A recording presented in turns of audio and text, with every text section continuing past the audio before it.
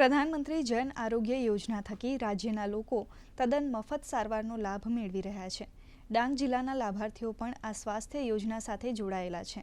ડાંગ જિલ્લાના અધિક જિલ્લા આરોગ્ય અધિકારીએ જણાવ્યું હતું કે જિલ્લાના આશરે 2.48 લાખથી વધુ લાભાર્થીઓ આયુષ્માન ભારત પ્રધાનમંત્રી જન આરોગ્ય યોજના સાથે જોડાયેલા છે। આ યોજના અંતર્ગત અત્યાર સુધી 4,887 લાભાર્થીઓએ 11.25 કરોડ રૂપિયાની વિનામૂલ્યે સારવાર મેળવી છે।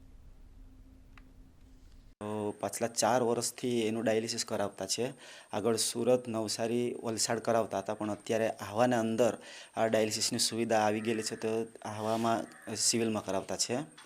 ને દર ડાયાલિસિસમાં આને 300 રૂપિયા જેમ જમા થતા છે બેંકમાં આયુષ્માન ભારતના કાર્ડના એના પર, એટલે આટલું સુવિધા છે। અમારા ડાંગ જિલ્લામાં જો ગરીબ માણસો બહુ બધા છે, પણ જ્યારથી આ કાર્ડનું જે આવેલું છે ત્યાંથી ગરીબ માણસનું બહુ ઈલાજ થતું છે। સિવિલ હોસ્પિટલમાં ગઈકાલે અમે આવ્યા હતા। અહીંયા બધી સુવિધા સારી છે અને અમને અહીંયાથી ડિલિવરી સારી કરી આપી મારી પત્નીનું, એટલે મેં એમનો આભાર માનું છું। અને હજુ જવાનું ત્યારે અમને ફ્રી ભાડું મળી જાય એ સરકાર તરફથી અમને સહાય મળે છે। પ્રધાનમંત્રી જન આરોગ્ય યોજના અંતર્ગત કુલ 2,38,000 જેટલા લાભાર્થીઓને પીએમજે કાર્ડ આપવાનો થાય છે, જે અંતર્ગત કુલ 1,50,000થી પણ વધારેને પીએમજેનો કાર્ડ કાઢી આપવામાં આવેલા છે, તથા બાકીનાની પણ એમને કાર્ડ કાઢવાની કામગીરી ઓલરેડી ચાલુ છે।